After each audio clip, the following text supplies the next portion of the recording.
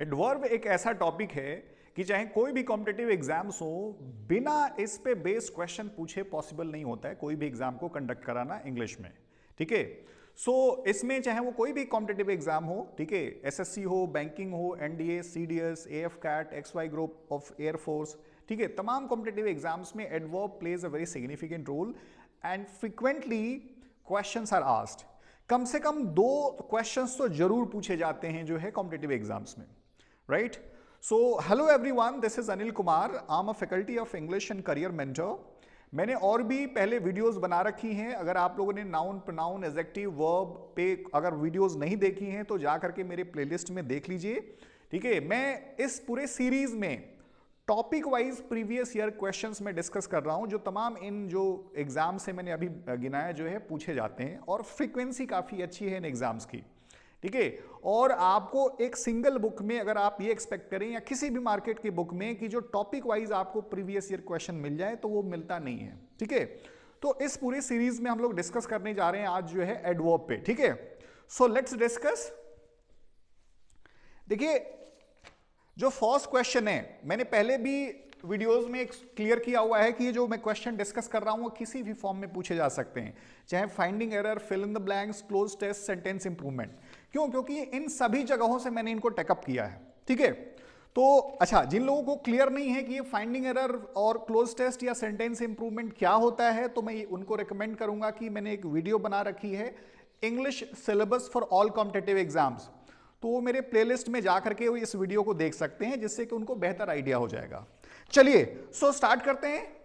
ठीक है, देखिए जो पहला क्वेश्चन है, ठीक है, अब पहला क्वेश्चन है, जैसे हमने ये कहा कि his son is working very hardly. इसको ध्यान से पढ़िए। ठीक है, कुछ क्लियर हो रहा है कि इसमें कोई एरर है? आप देखिए क्या है, हिज सन इज वर्किंग, उसका जो सन है, बेटा है, काम कर रहा है। ठीक है, his son is working very hardly. अब देखिए एक चीज ध्यान में रखिए कि हार्डली जो है ना, हार्डली क्या है, इज ए नेगेटिव वर्ड। तो क्या सेंस है कि उसका सन जो है बहुत ही मेहनत कर रहा है ना, ये सेंस है ना, लेकिन इसमें क्या कर दिया, हार्डली दे दिया है, जो कि हार्डली का मतलब होता है मुश्किल से। ठीक है ना, तो ये क्या है, ये इनएप्रोप्रिएट है।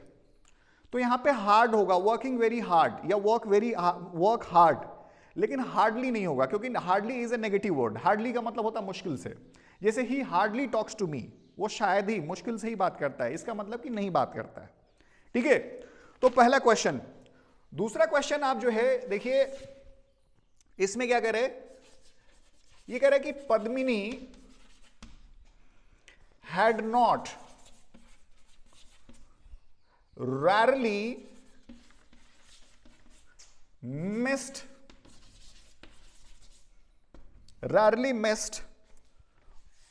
or dance performance or festival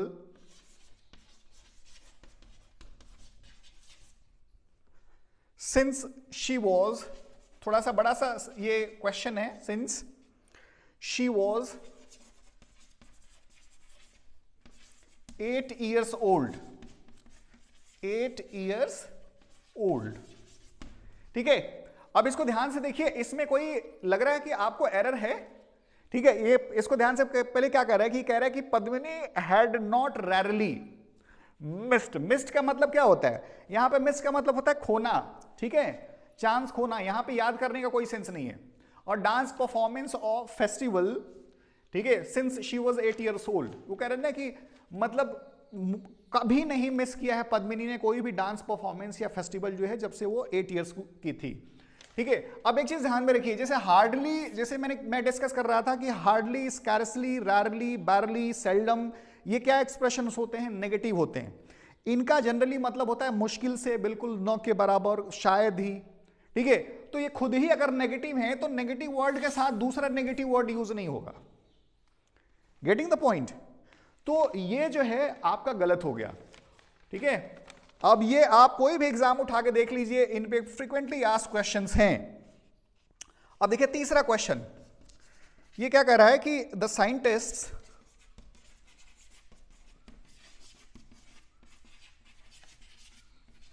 could not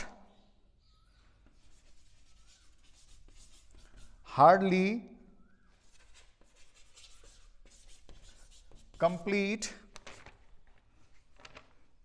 all the experiments,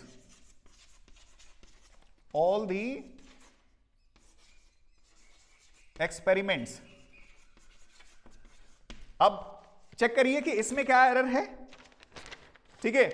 अब ये कह रहा है कि the scientist could not hardly, again देखिए हार्डली क्या है, मैंने डिस्कस क्या किया था कि भाई नेगेटिव वर्ड है, हार्डली, रैरली, स्कैर्सली, बैरली, सेल्डम, तो नेचुरली देखिए क्या फिर यहां पे क्या गलती कर दिया, नेगेटिव वर्ड यूज कर दिया, ठीक है। क्यों? क्योंकि अगर ये जो है क्या, ये खुद ही नेगेटिव है तो दूसरा नेगेटिव वर्ड यूज करने, नो, नॉट, नेवर, ये नेगेटिव वर्ड्स यूज नहीं होंगे, ठीक है।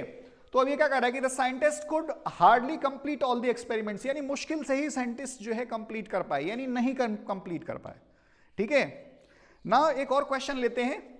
देखिए एडवर्ब पे बहुत ज्यादा क्वेश्चंस नहीं पूछे जाते हैं, लेकिन एक चीज समझिए कि एग्जाम्स में जरूर क्वेश्चन आता है एडवर्ब पे, कम पूछा जाता है लेकिन जरूर पूछा जाता है, ठीक है।